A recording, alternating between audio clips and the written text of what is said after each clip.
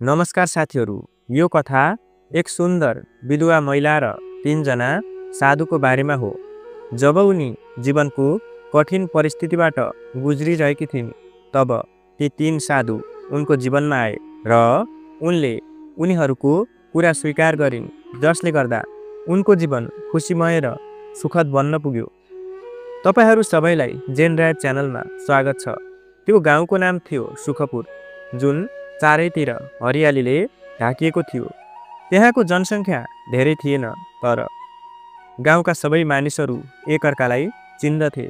सोही गाउँमा सावित्री नामकी एक महिला बस्थिन्, जो आफ्नो पति विनीतसँग सानो घरमा अत्यन्तै खुसी थिइन्।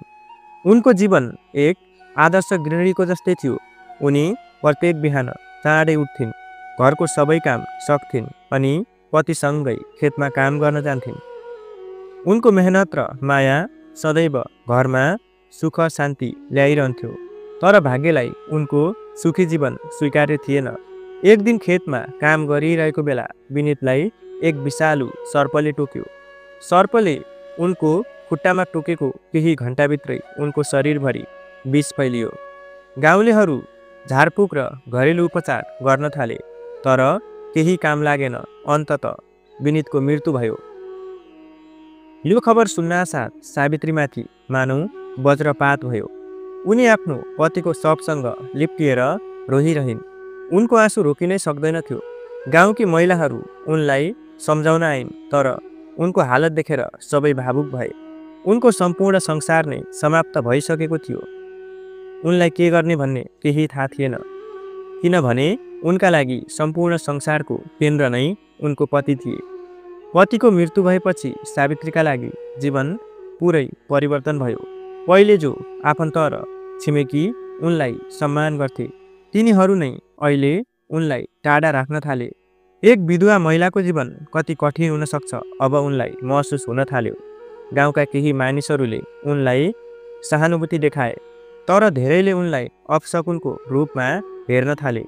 अब उनी एक्लो थिइन्, असहाय थिइन् र गाउँमा यस्तो मान्यता थियो कि कुनै महिलाको विधवा हुनुको कारण मात्र उनको अघिल्लो जन्मको पाप हो।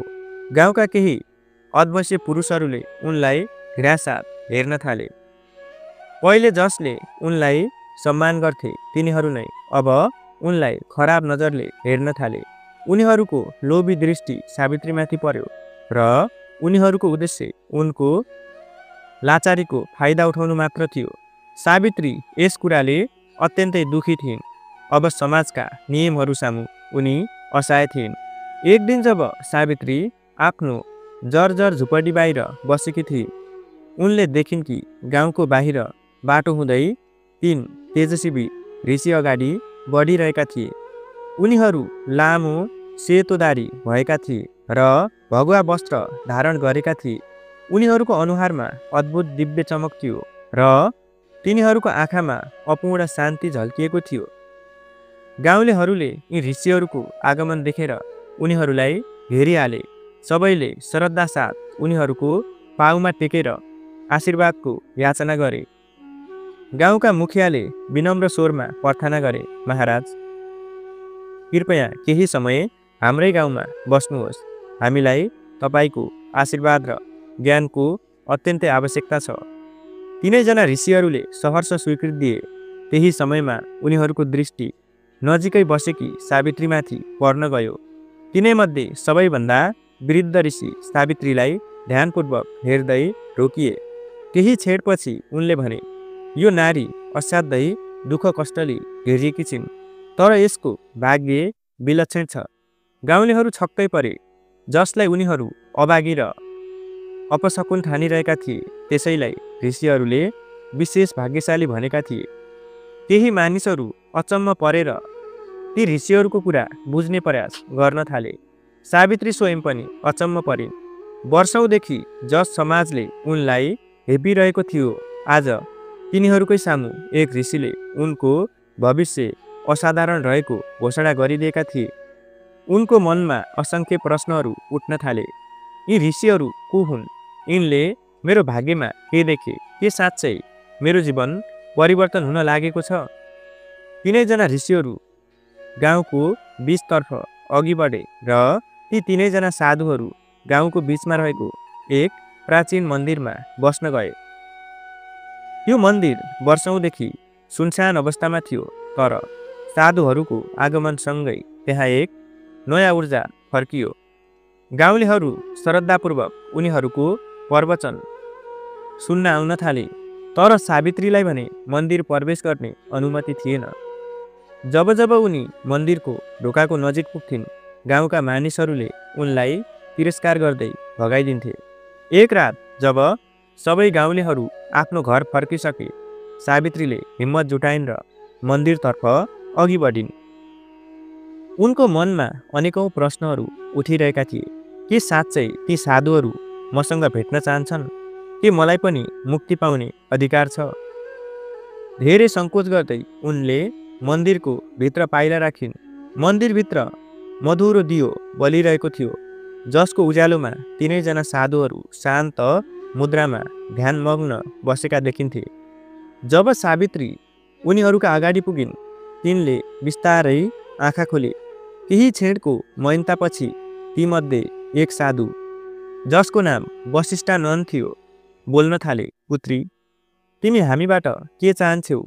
सावित्रीको स्वर डरले काँपिरहेको थियो, तर उनले साहस जुटाउँछिन् र यसो भन्छन्, म बुझ्न सक्दिनँ कि मेरो जीवन यति दुःखमय किन छ। मैले कसैको के बिगारेको छु? तपोमूर्ति देवानन्द मुस्कुराउँदै उत्तर दिन्छन्, यो संसारमा कुनै पनि दुःख अकारण आउँदैन। तिम्रा अघिल्लो जन्मका कर्महरूले तिम्रो वर्तमान जीवनलाई प्रभावित गरिरहेको छन्। तर चिन्ता नगर, प्रत्येक कर्मलाई नयाँ कर्मद्वारा परिवर्तन गर्न सकिन्छ। सावित्रीको आँखाबाट आँसु झर्न थाले। काँपेको स्वरमा उनले सोधिन्, के म आफ्नो भाग्य बदल्न सक्छु?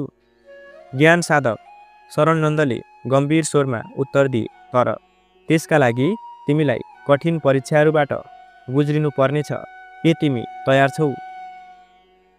सावित्रीले कुनै हिचकिचाट बिना दृढका साथ भनिन्, म हरेक परीक्षा दिन तयार छु।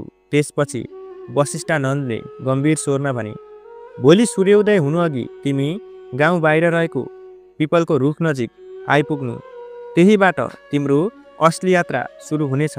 अर्को दिन बिहान यो खबर गाउँभरि जङ्गलको आगो जसरी फैलियो, गाउँलेहरू आफआफ्नो अनुमान गर्न थाले के हुन लागेको छ। के ऋषिहरूले उनलाई वरदान दिनेछन् या श्राप? कतै यो स्त्री पुरै गाउँका लागि सङ्कटको कारण त बन्ने छैन। केही मानिसहरू उसलाई सहानुभूति दिइरहेका थिए भने केही अझै पनि घृणासाथ हेरिरहेका थिए। तर सावित्रीलाई यी कुराहरूले कुनै फरक परेन। रातको समय उनी गाउँ बाहिर जङ्गलको किनारमा पुगिन्। त्यहाँ पहिल्यै वसिष्ठानन्द, देवानन्द र शरणानन्द तीनैजना साधुहरू उभिएका थिए। वरिपरि रहस्यमय शान्ति थियो। वसिष्ठानन्दले गम्भीर स्वरमा भने, पुत्री, तिमीले यो जङ्गलमा पुरै रात एक्लै बिताउनुपर्छ। यदि तिमीले भयलाई पराजित गर्यौ भने तिमीले पहिलो परीक्षा उत्तीर्ण गर्नेछौ। सावित्रीको मन तीव्र गतिमा ढुकढुक गर्न थाल्यो। गहिरो जङ्गल, अन्धकार रात र अज्ञात खतरा, यी सबै सोचेर उनको शरीर शीतल भइहाल्यो। तर उनले आफ्नो हिम्मत सम्हालिन् र जङ्गलमा पाइला अघि बढाइन्। तीनैजना साधुहरू अन्धकारमा विलित भए। अब सावित्री एक्लै थिइन्। जति रात गहिरिँदै गयो उति नै जङ्गलको माहौल डरलाग्दो बन्दै गयो। सुकेका पातहरूको खसखसाट, उल्लुको भयानक आवाज र हावामा अजीब किसिमको फुसफुसाट सुनिन थाल्यो। अचानक उनलाई महसुस भयो कुनै परछाई उनको नजिक आइरहेको छ। उनको मन तेज गतिमा धड्किन थाल्यो। के त्यो कुनै जङ्गली जनावर थियो या कुनै आत्मा? उनका खुट्टा काँप्न थाले। केही क्षण त उनलाई त्यहाँबाट भाग्ने इच्छा भयो। तर त्यही बेला उनले शरणानन्दको शब्दहरू सम्झिन्, यदि तिमीले भयमाथि विजय प्राप्त गर्यौ भने तिमी परीक्षा पास गर्नेछौ। सावित्रीले आँखा बन्द गरिन्, गहिरो सास लिइन् र मनमनै भनिन्, म डराउन हुँदैन। भगवान मेरो साथमा छन्। मेरो भय केवल मेरो मनभित्र छ, बाहिर केही छैन। धेरै बेरपछि परछाई बिस्तारै धमिलो हुँदै गयो र केही क्षणमै विलिन भइहाल्यो। जङ्गल अझै रहस्यमय थियो, तर सावित्रीको मनभित्रको डर बिल्कुल समाप्त भइसकेको थिएन। पुरै रातभर सावित्री आफ्नो डरसँग लडिरहन्, तर हरेक पटक उनले आफ्नो मनलाई शान्त गरिन्, भित्रको उज्यालोलाई बलियो बनाएर राखिन्। बिहानको पहिलो किरणसँगै सावित्रीले राहतको सास फेरिन्। जब उनी उठिन्, उनलाई यस्तो अनुभव भयो मानौ उनले नयाँ जीवन पाएकी छिन्। केही क्षणमै तीनैजना साधुहरू उनको अगाडि उभिए। देवानन्दले खुसी हुँदै भने, पुत्री, तिमीले आफ्नो पहिलो परीक्षा सफलतापूर्वक पास गर्यौ। अब तिम्रो जीवनमा ठुलो परिवर्तन आउन लागेको छ। सावित्रीको आँखामा आत्मविश्वासको चमक थियो। उनले अब बुझिन् कि डर केवल मनको भ्रम हो। जबसम्म हामी त्यसको सामना गर्दैनौँ, त्यो बढिरहन्छ, तर जब हामी त्यसलाई चुनौती दिन्छौँ, त्यसले आफै अस्तित्व गुमाउँछ। पहिलो परीक्षा भयमाथि विजय प्राप्त गरेपछि सावित्रीको मनमा नयाँ शक्ति जाग्यो। अब उनले आफ्नो दुःखहरूलाई भाग्यको खेल सम्झेर बस्ने होइन, तिनलाई चुनौती दिने आँट राख्न थालिन्।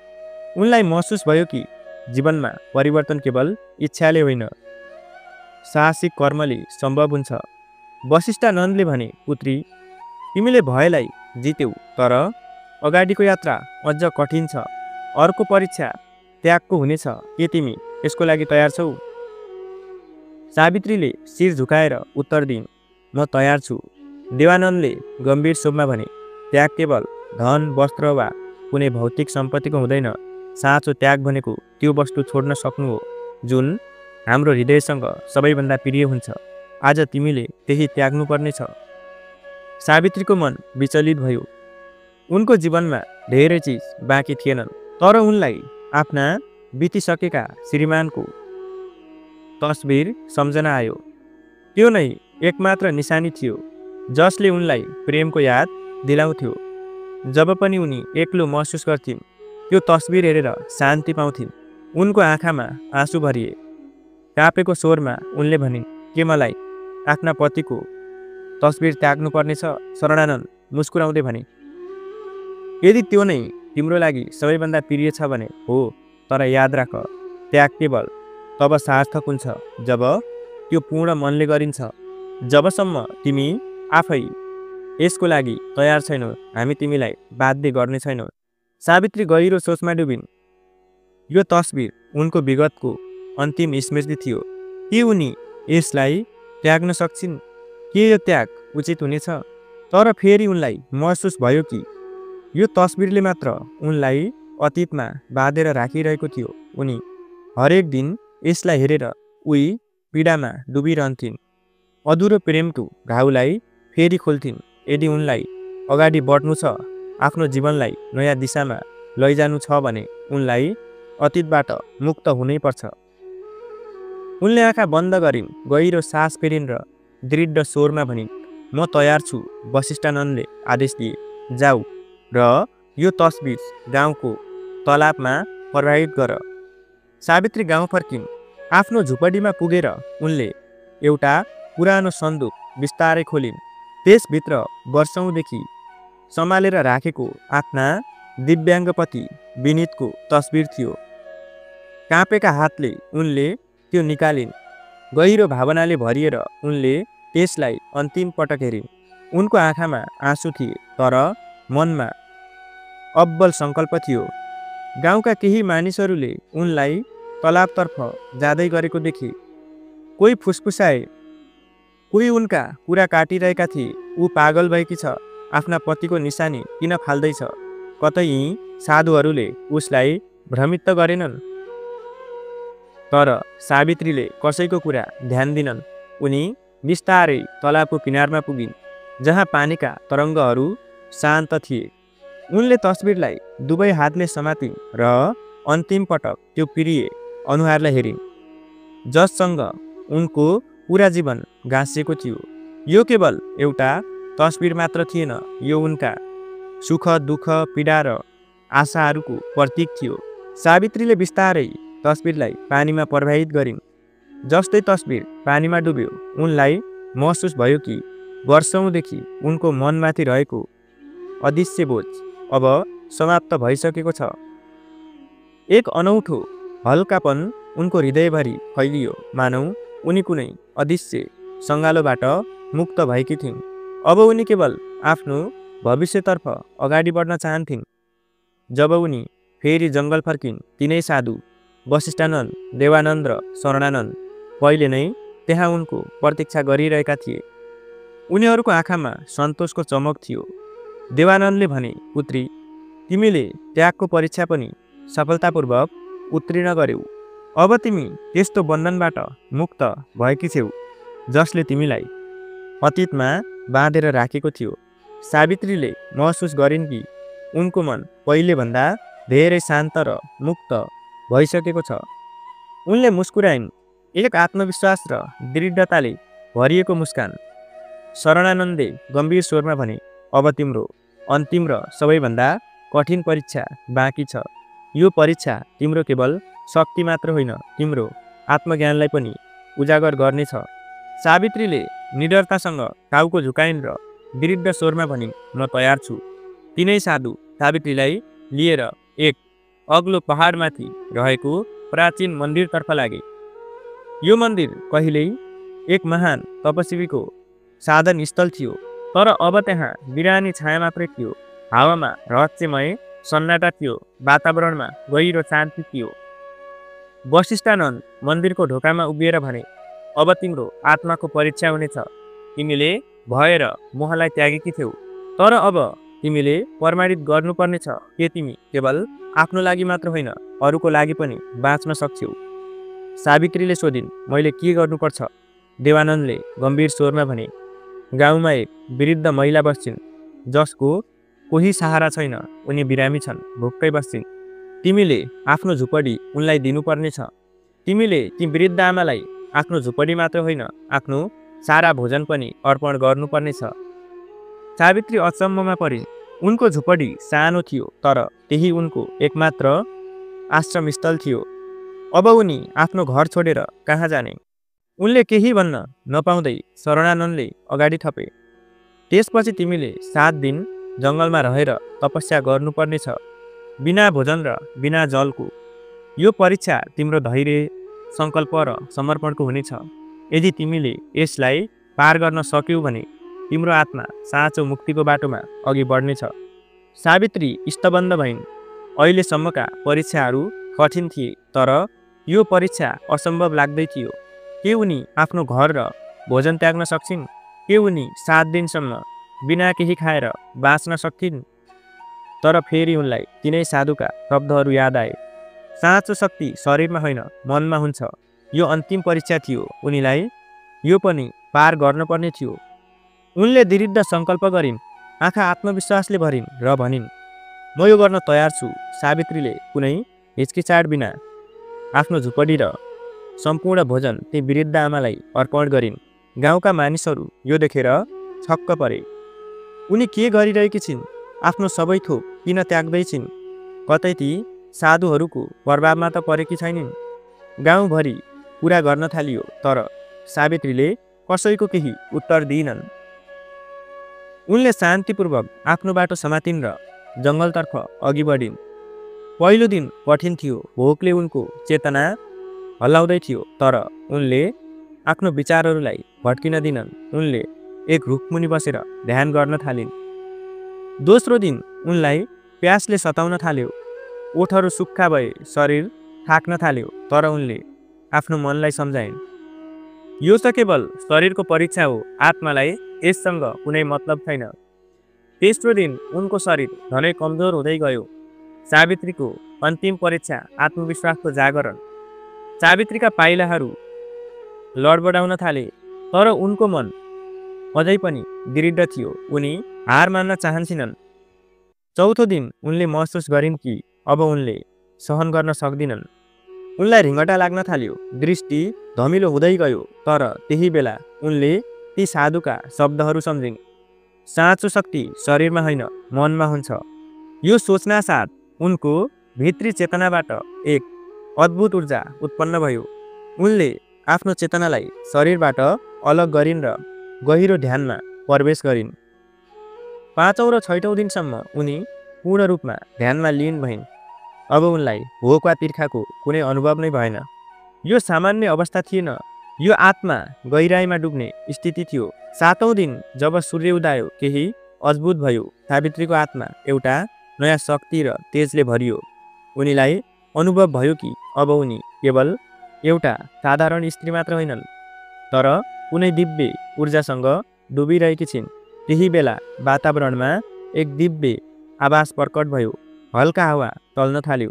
रुखका पातहरू सङ्गीत झैँ सरसराउन थाले। तिनै साधुहरू वशिष्ठानन्द, देवानन्द र शरणानन्द उनको अगाडि प्रकट भए। वशिष्ठानन्दले गहिरो प्रेम र गर्वले उनलाई हेरिरहेर भने, पुत्री, तिमीले आफ्नो अन्तिम परीक्षा पनि सफलतापूर्वक उत्तीर्ण गर्यौ। अब तिमी केवल एक विधवा होइनौ, बरु एक सशक्त आत्मा बनिसकेकी छेउ। सावित्रीका आँखाहरू श्रद्धा र आनन्दका आँसुले भरिए। तर यो आँसु दुःखको थिएन, आत्मसन्तोषको थियो। देवानन्दले अघि थपे, अब तिमीभित्र त्यो शक्ति जागेको छ जसले तिम्रो मात्र होइन, अन्य मानिसहरूको जीवन पनि उज्यालो बनाउन सक्छ। अब तिमी आफ्नो भाग्यकी स्वामिनी हौ। तिमीले अरूलाई पनि उनीहरूको अन्धकारबाट निकाल्न सक्छौ। सावित्रीले महसुस गरिन् उनको आत्मा अब हलुको भइसकेको छ। उनी उही स्त्री थिइन्, तर अब उनलाई हेर्दा दिव्य तेज देखिन्थ्यो। शरणानन्दले दुवै हात उठाएर आशीर्वाद दिँदै भने, हामी तिमीलाई आशीर्वाद दिन्छौँ कि आजदेखि तिम्रो जीवन सुख, शान्ति र सम्मानले भरिपूर्ण रहोस्। तिम्रो यो तपस्या केवल तिम्रो लागि थिएन, यो त सम्पूर्ण संसारका लागि एउटा सन्देश हो कि प्रत्येक आत्मामा असीम शक्ति हुन्छ। आवश्यकता केवल त्यसलाई चिन्नु र जागृत गर्नु हो। शरणानन्दले यति भनेपछि सावित्री वरिपरि दिव्य प्रकाश फैलियो। यस्तो लाग्थ्यो मानौ सम्पूर्ण ब्रह्माण्डले उनको भित्री शक्तिलाई स्वीकार गरिरहेको छ। सावित्रीले बिस्तारै आँखा खोलिन्। अब उनी पहिलेभन्दा अझ तेजस्वी, अझ शान्त र अझ सशक्त महसुस गरिरहेकी थिइन्। अब उनी केवल साधारण नारी थिइन्, उनी अब प्रेरणाको प्रतीक बनिसकेकी थिइन्। जब सावित्री गाउँ फर्किन्, मानिसहरू उनलाई देखेर चकित भए। अब उनी पहिलाको जस्तै थिएनन्। उनको चाल आत्मविश्वासले भरिएको थियो। उनका आँखामा अद्भुत तेज थियो र उनको अनुहारमा दिव्य शान्ति झल्किएको थियो। अब उनी कुनै घृणित विधवा थिइनन्, उनी तेजस्वी, आत्मनिर्भर र सशक्त नारी बनिसकेकी थिइन्। गाउँका तिनै मानिसहरू जसले कहिल्यै उनलाई अपशकुन ठानेका थिए, आज श्रद्धाले उनको चरणमा नतमस्तक भए। सबैले उनलाई सम्मानपूर्वक स्वीकार गरे। अब उनी केवल सावित्री मात्र थिइन्, अब उनी माता सावित्री बनिसकेकी थिइन्। उनको यात्रा अब नयाँ दिशातर्फ अघि बढिसकेको थियो। यस्तो दिशा जहाँ उनी अरूका लागि प्रकाश बनेर मार्गदर्शन गर्छिन्। मित्रहरू, यो कथाले हामीलाई सिकाउँछ कि परिस्थिति जति नै कठिन किन नहोस्, यदि हाम्रो भित्र साहस, आत्मविश्वास र सेवाको भाव छ भने हामी आफ्नो भाग्यलाई बदल्न सक्छौँ। प्रिय साथीहरू, मलाई आशा छ कि तपाईँले यो कथा मन पराउनु भएको छ र यसबाट केही ज्ञानका कुरा सिक्न पाउनु भएको छ। यदि तपाईँलाई यो भिडियो मन पर्यो भने भिडियोलाई लाइक गर्नुहोस् र कमेन्टमा जय माता दी लेख्नुहोस्। हामी फेरि अर्को नयाँ भिडियोमा भेट्नेछौँ। तबसम्म आफ्नो ख्याल राख्नुहोस्। जय माता दी।